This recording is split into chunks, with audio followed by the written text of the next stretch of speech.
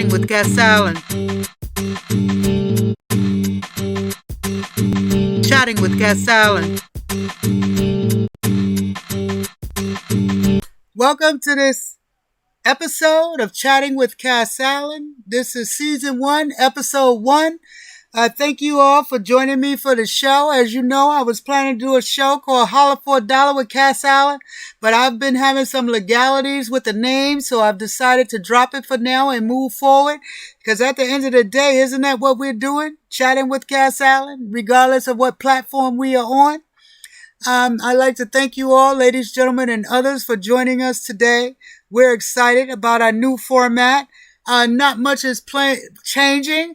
Except that we're going to continue to talk and we're going to bring more guests on the show and we're going to take it to other levels. You know, we've been skirting on things, but now we're getting ready to go deep and we're going to discuss life.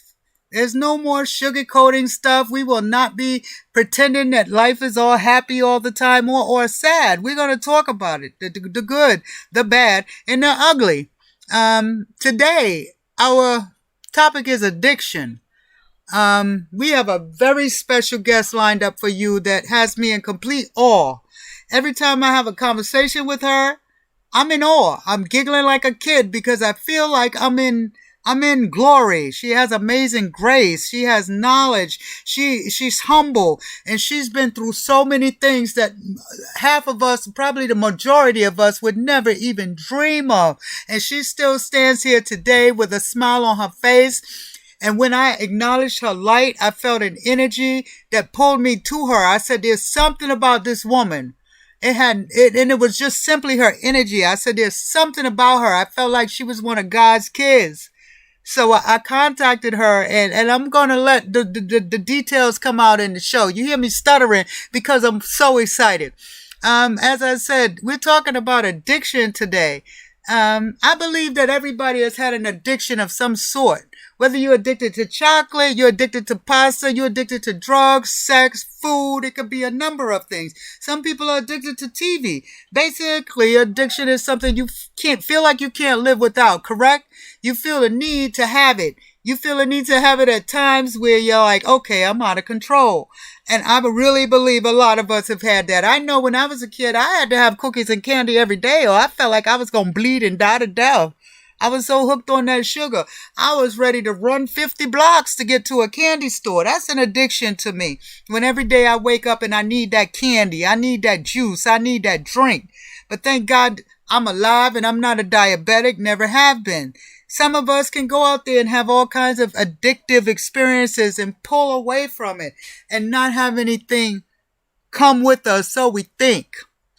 But I think that everything we do in excess, we pay for some way. It may not be a painful experience, but I think we pay for it.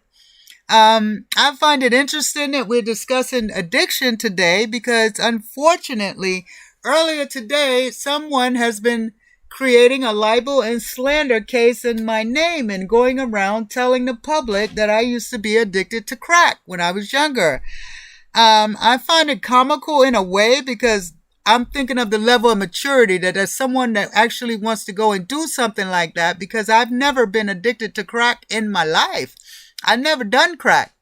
Once in my life, one of my good friends laced one of my joints with some crack when I was maybe 19.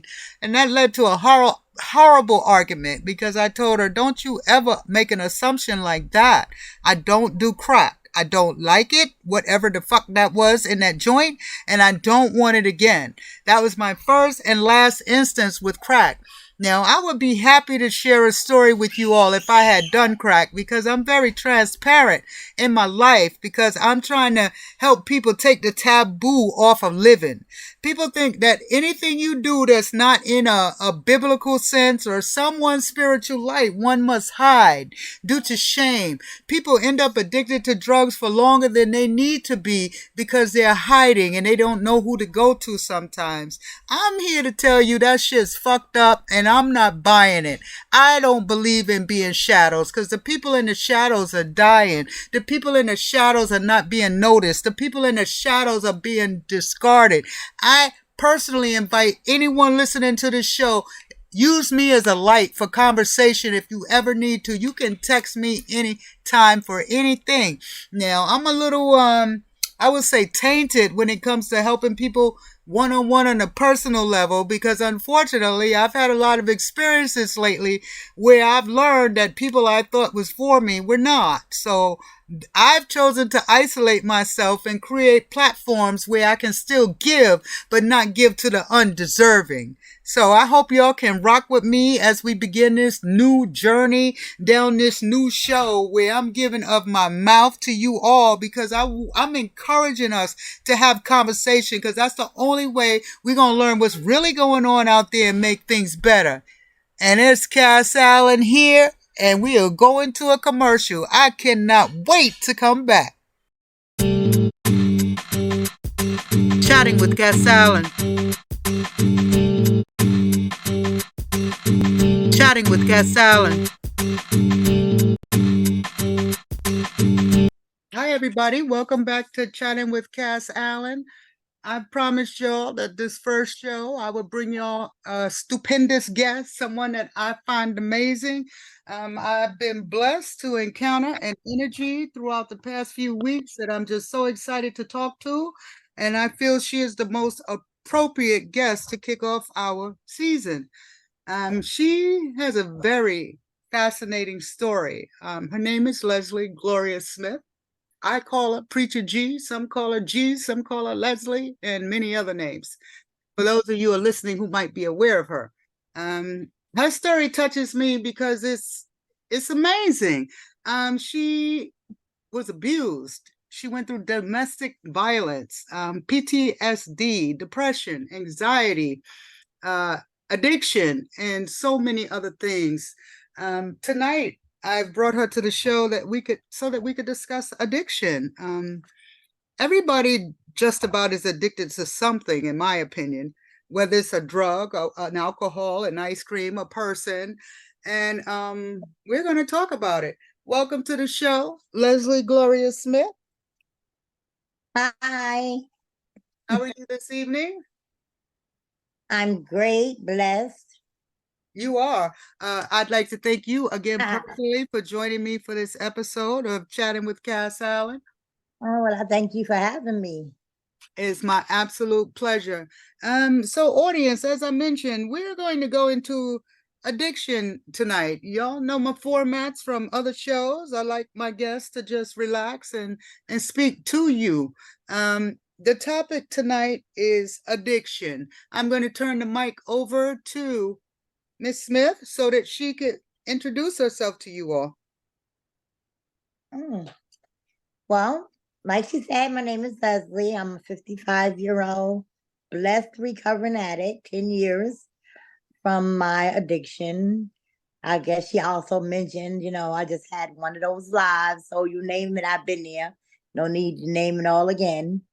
And then we all know the problems that come from addiction. So I'm just grateful to be here, happy to share, and look forward to this interview.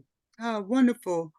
So I'm going to just kick it right off and ask you, whatever you were addicted to, shall we discuss what it is, if that's okay with you, so the audience could really relate for those who might have that same addiction?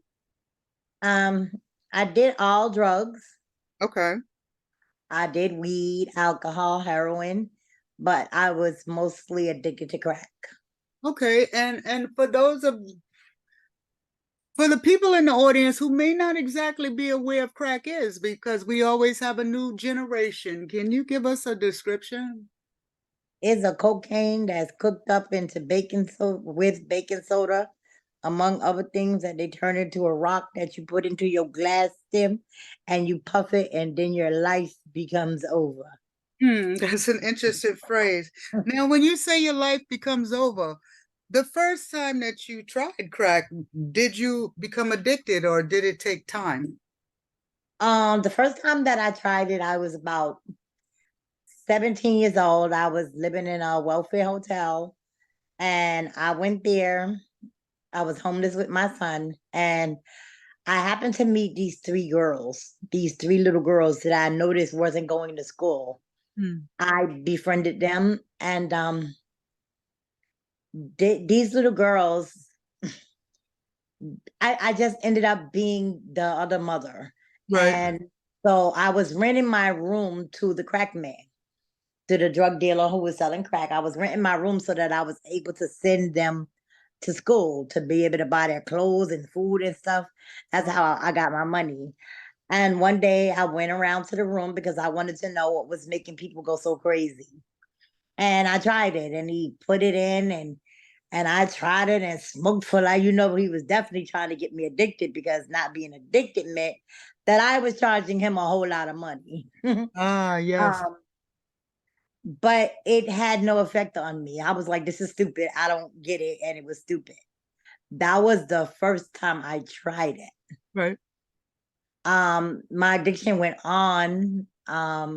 I had a son that was murdered. I started smoking it in cigarettes. Mm. And that was how I like to do it. One day I used to get off work where I was a security guard, and I would had a girlfriend, and I would go across the street on payday and sit down in the little crack house in the little corner. I thought I was cute, but I was cute and fancy, and I was putting it in my cigarettes. Well, one day I ran out of cigarettes, and I had no money because I would give my girlfriend my money so that I didn't get robbed or go beyond my means. Mm-hmm. And so somebody said, "Well, here, put it in the stem." So I remember it not really affecting me, and I wasn't really about to give away my crack. So I put it in the stem. Uh that moment I became a crackhead. I now became a prostitute. I was screwing everybody and anybody from that next moment on. I stayed in that house for 30 days. I finally ended up leaving there because I robbed them. I was having sex with one of the dealers, and when he went to sleep, I stole the package. And because that was going to be like the only way I was ever going to get out of it.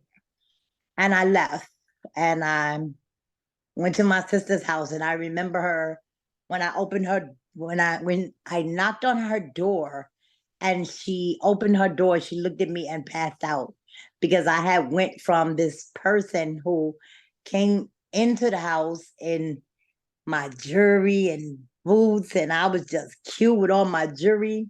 When I got to my sister's house 30 days later, I had on spandex pants that didn't fit. I was dirty. My hair was nasty. I hadn't washed in about 30 days, and that was the beginning of my addiction.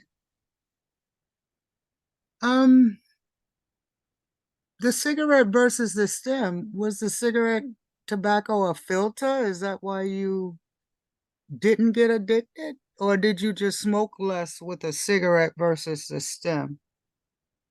I don't think I smoked any less. I probably was still in the throes of addiction. It just wasn't the same addiction as smoking it in the stem. It's more pure in the stem. Because Right. you straight up smoking it. And in a cigarette, it was the tobacco and stuff like that. During your experience with crack, did anyone try to get you off in those 30 days, or were you just caught up in a group that was just all celebrating, so to speak? Celebrating, I don't understand. I don't know anybody Were you, who let me celebrated crack. rephrase. Yeah, celebrating crack. That's exactly what I'm saying. Were you Yeah, there caught was up in a group no that such were just thing as enjoying celebrating crack crack. with no one trying to get you out or anyone getting out? Did anyone try to pull you out? I'm sure my family was trying to. I'm Mhm. sure my family wanted me not to be smoking, but when you start smoking crack, you disappear. You're gone. I had no need to be around my family members or anything like that because they wasn't smoking crack, and I wasn't the type of person that brought my addiction around other people. I don't even think that there are many people who know me who could ever say they saw me smoke crack. Wow. So when you went to your sister's house, did you take a break from it, or did you go there and go back out and No, continue? I went to sleep, And then when I woke up, it was time to go. I had to go get some more crack. That became my life for over like the next 20 something years. Okay, that's the It was question I was going to ask you next. How long? over, I guess, from 20 to 55. So from 20 to 45, I spent my life smoking crack, prostituting, being homeless, living outside. There were some years I might have been clean, but then there is a difference between being clean and being sober. So I spent some years clean, and eventually I would go back out. Right. Why do you think you went back out? Was it the addiction, or did things just happen that make you go, let me go get high? I'm stressed out, or what have you? It was a lot of different things. Like I could be walking down the street and be living my best life, and a crackhead could ask me for $1. Next thing I know, I just automatically saying, "Hey, where you getting that from? Get me one too." Hmm. And one is they are true when they say one is never enough and a thousand is too many, a thousand something like that. But getting one meant that everything I owned was now about to be gone, and I was about to be off into the streets. Right. It was a matter of healing. I been through some stuff. Um, I've been raped since I was 9, raped by family members since I was 9, and then on to 16. And rape became an addiction for me. So there was a lot of healing that need to be done. And when you don't heal, you continue to do the drugs because it's like a escape. Yes. It was easier being outside, prostituting, being homeless, and going through stuff than it was to try to live a normal life. And then all the things that you did while you were on the drugs also played a part in your addiction. You tend to start losing your self-esteem, your confidence. You no longer love yourself. Suicide played a big part in my life. I constantly were trying to kill myself. I've jumped out of windows. It's a lot of things. And then I had children. So, what I was doing to them was a hurt. And you're just constantly always in pain. Not a physical pain, but a mental pain, an emotional pain that is very heartbreaking, and it always kill me when people walk up to you like you don't know what you're doing and the pain that you're causing. Like we didn't become really stupid. We know what's going on in life. Right. Period. We know that we're hurting our children. We know these things, but it's just so hard to stop. It's so hard. Um, Have you ever gone in any rehabs during that process? oh, I went to JCAP, Veritas Project Return, Inter. I went to all of them. I went to all of them. Mhm. I've been in everyone. They wasn't helping me. I Okay. went to NA. I did everything. It wasn't as if I was never trying. I've never been a quitter, and I've never actually gave up on myself. So I was constantly trying new and different things. And I finally got clean. Like I said, I have 10 years. And the one thing that I had never tried was asking God to help me. That was the Mhm. one thing I had never, ever tried. And it Mhm. wasn't as if I didn't have faith or hope. I truly believed in God. I prayed when I was out there, but I prayed for stupid stuff. I prayed for crack. I prayed for Johns. I prayed for hotels. I prayed to find money. I prayed for a lot of things because I really, truly had never lost faith. I didn't realize what I know now, that I was praying to the devil and he was truly answering my prayers. Mhm. That was going to be my next question because I know you mentioned 20 to 45 and then you say you're 55, which means you're 10 years clean. Bless you. And from what you just said, I was going to ask you, like, what triggered that journey? And it sounds like you're moving the conversation to God, correct? No, what Okay. triggered the journey was I one time this one day I was at home in the Bronx, and I was smoking, and then for some reason I couldn't stop. Like I just had to keep smoking. I had to keep smoking, and all the drug dealers knew me because I was always a kind of honest person. So if I got credit from you, you knew that I was going to pay you back. I didn't choose to be one of the people looking behind over my shoulder. I truly had a moral crack life. Like, I can't smoke crack if I rob people. I can't smoke crack because I can't enjoy it that way. So this one day I couldn't stop, and I ended up crediting and crediting and crediting from every drug dealer until they would not give me no more. So I went to each person until they wouldn't give me no more. There was no way I could pay them all back. It was no way. So I had to leave. My sisters was worried that they would find me and they would do something to me.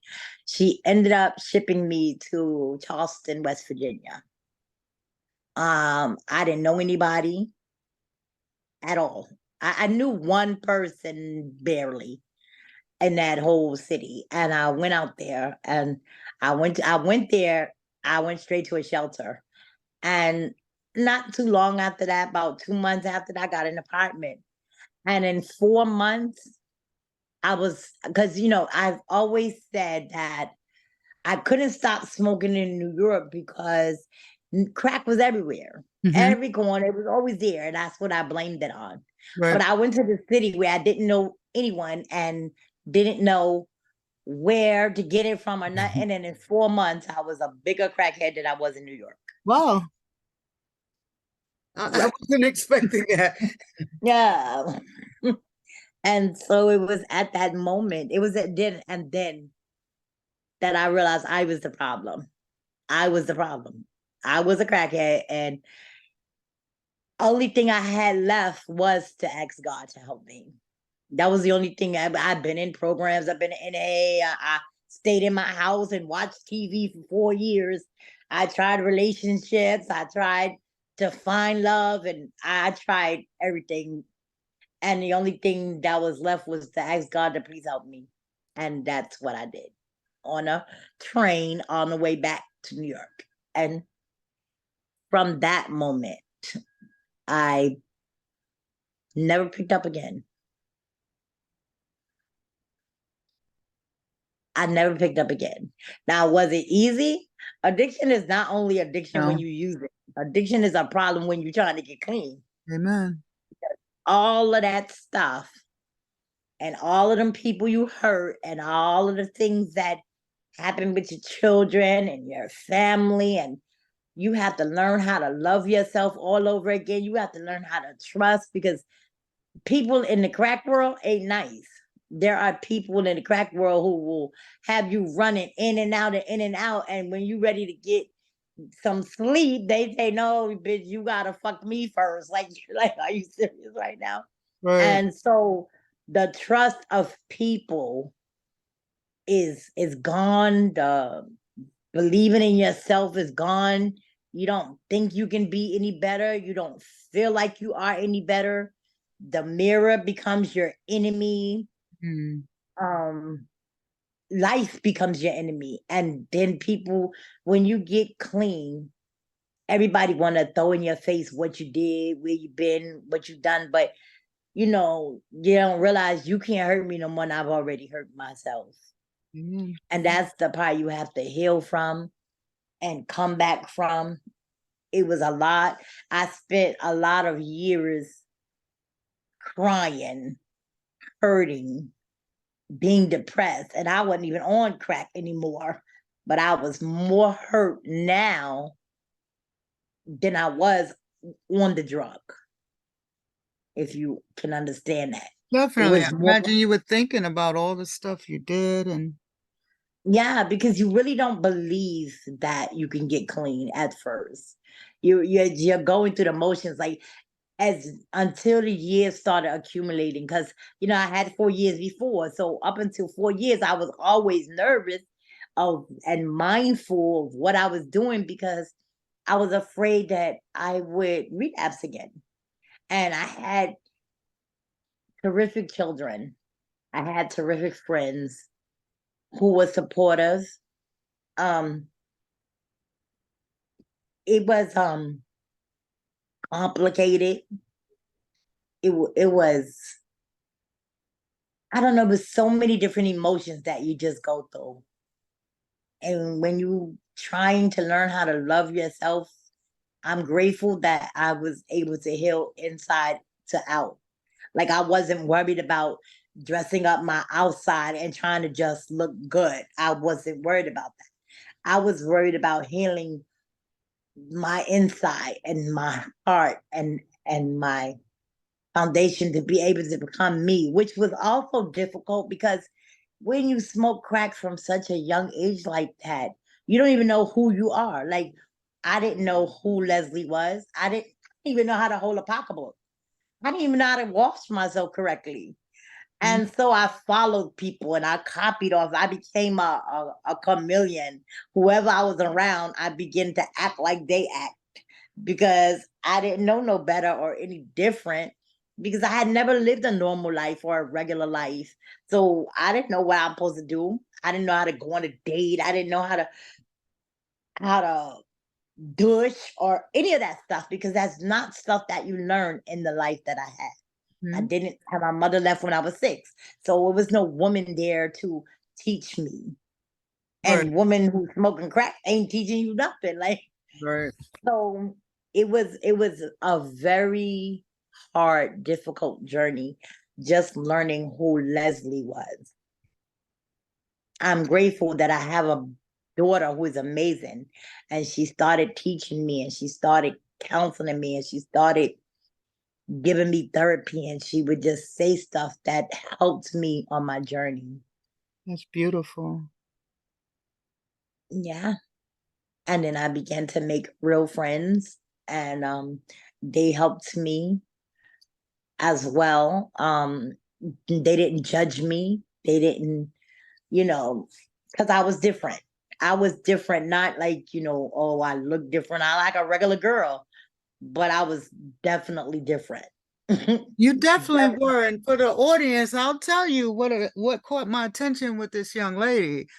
We were actually networked online, and you know how you friend everybody, you accept everybody in, and you don't necessarily pay attention to who's coming in. And one day I was browsing through my network just to see who's there because I like engaging with people, and I noticed her energy. And something told me there's something about this woman that's bright. That is my true story. And that was it. And when I contacted her and she began to share this stuff, I said, I knew it. I said, the spirits, the universe is leading me to this woman to bring her to this platform to share with you all. So thank you for being a part of my network so that I was able to recognize what was there all along, which is an amazing light. Well, I thank you for contacting me and for seeing an energy, how you call it, Yes. Very into for energy. That seeing is my correct. energy. I'm grateful, and I'm grateful to be on your platform to be able to share my story because one of the things I noticed, and I love sharing my story, is because so many women go through the same thing, but I'm blessed to that God gives me the strength to just be able to talk about it because so many women are hiding it. They are keeping it to themselves and going on with life. They smiling and you will never know that behind that smile, all the hurt and pain that they are going through, the secrets that they're holding in, because you don't ever want to tell on family members and you don't want people to know that this and this was done to you. But I encourage you, queens, to don't hide who you are. And if anybody chooses to judge you for what you went through, them is not people you need to have in your life anyway. True friends, true family members will always encourage you. They will support you. They will help wipe away the tears. They will always want to turn your frown into a smile, a real smile, not the kind that we just plaster onto our face so people don't know that we're really hurting. When I smile now, it's all in my eyes. It's you know that I'm smiling because I'm genuinely happy. And that doesn't mean that my life is great. Sometimes my self-esteem is put on a shelf. Sometimes my confidence is not all there. But 99% of the time, I'm happy. I'm happy that I made it because a lot of people didn't. I'm happy that I have my children back. I'm happy that I'm somebody's grandmother. I'm happy that I'm somebody that people want to call. I'm happy that I can actually say, I am Lesley. The person that you see, how I act and what I do is who I am. I don't have to copy. I refuse to copy. I love anything unique. I like unique sneakers, unique clothes. I like unique because I am unique. Now, and when women embrace that part and not let their past, um, don't let it define you. It's just something you went through. That's all. It's just something you went through. It is not the definition of who you are. I've been through some stuff. Oh well. Like, oh well. I fell, I got up. I fell, I got up. Now I'm just up and up and up. And that's it. And I love talking and I love interviewing. It is my goal to go around the world and talk to women and men because you know we're not unique, we're not exempt. Men go through this stuff as well. Right. Just to tell people that it can get better. It can definitely get better. And I know because I'm standing here. And I always say that. I know because I'm standing here. I'm not just spitting out, oh no, life's going to get better. No, I know because I was that person. I was the homeless person, the rape person, the domestic violence person, the person eating out of the garbage can, the hobo living under the bridge. I was the prostitute. I was the crackhead. I was the heroin addict. I was the woman who left her children. I was, you know, all of that. I was all of that. I was the woman who was trying to kill herself. I was the woman who was jumping out of windows. I was the woman who was set on fire. I was all of that. And today is not a person I know and who even know my story that addresses me in that manner. Mm-hmm. The respect of what I made of myself is always there. And and that's why I just want every people to know that it gets better. Let what you've been through empower you. And then let it empower other people, other women. Because if we continue to empower one another, this will be a whole different world, and a bunch of women will be able to see the strong Black women that they are. Ladies, gentlemen, and others, as y'all know, this is probably the most quiet I've ever been on a radio show because I'm just so enthralled with this woman's story. I do not want to talk, I only want to listen. But I have to be mindful of time because she's a busy woman and I have a half an hour of her time. Hopefully, she will come back on this show at some point because you heard what she said. She has a plethora of challenges that she overcame in her obstacle course as she made her connections with her family, her friends, and our Almighty to be the victorious woman that she is today. She is an inspiration to me. I actually go online and seek her information when she ministers. I'll be happy to drop those links beneath this interview. We're running out of time. Miss Lesley Gloria Smith, Preacher G, you're a blessing. That is all I can say. And I would like to thank you for all of you have done for all of us tonight by sharing your gospel. And I would like you to close the show with anything that you would like to add and leave in people's minds. Well, for anyone who is listening, and if you've been through anything that I have been through, on my Facebook is Lesley Smith, and then there's one that's Gloria Smith. Please, by all means, feel free to hit me up. You don't have to be a stranger. I done shared my whole life, so you have nothing to be ashamed of. you can hit me up. We can talk anytime. If I don't answer, just know that I will get to you. And just know that God is good and there is nothing that we've done, nowhere that we've been that ever will stop him from loving us. And because he loves us, he will heal us. He will make our lives better. He will continue to be there. And so it's just my prayer that you seek whatever it is you need. You, even if you don't reach out to me, reach out to someone. Share your story and mind you that once you share it, it's no longer your burden to carry alone. And even if they told other people, now that's 5 people carrying your burden with you. And eventually the load becomes lighter and lighter and lighter, and you just become better and better and better. No matter what we went through, no matter what we did to ourselves, because we do take responsibility for some of our actions.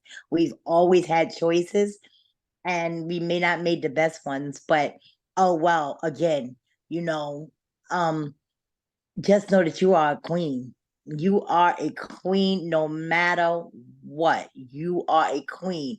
Walk with your head high, your back straight, like you just hit the fucking lotto and you are about to be that bitch because you are that bitch. Believe me. And that's my word for the end of this one. Ladies, gentlemen, and others, Gloria Lesley Smith has been chatting with Cass Allen, and we'll see you next time. Amen. Chatting with Cass Allen. Chatting with Cass Allen.